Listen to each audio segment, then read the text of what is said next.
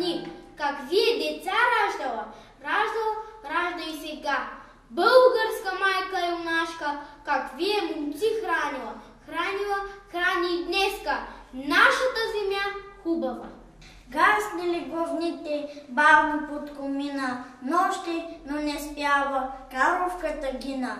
Ни преспивни песни тази майка пяла, нито в робска люка свиден син люлява.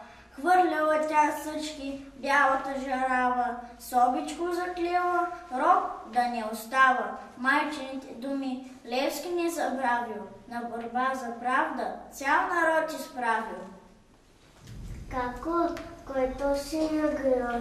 Левски, мил братче, се нарича той, в робство и неволя, беден се родил и в сърцат пораснал малкия Васил. Ободрил народа в мъка и беда, готвил го да тръгне в бой за свобода. Криели го дебри, пещери, скали, пазили го хора, зверове, орли. Ех, братле, расти ми, бързо порасти, смелостта на Левски да добиеш чин.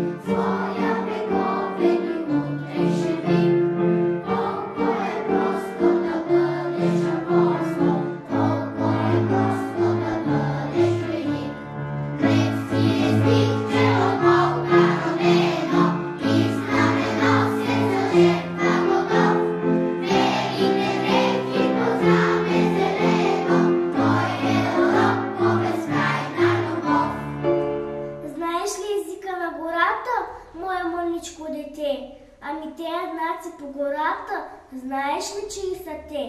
Левски минал някога от тука, пил от извора вода, името си издълбал на бука и запял за свобода. В безсмъртна песен Бочев го възпя, за него Вазов разкази написа.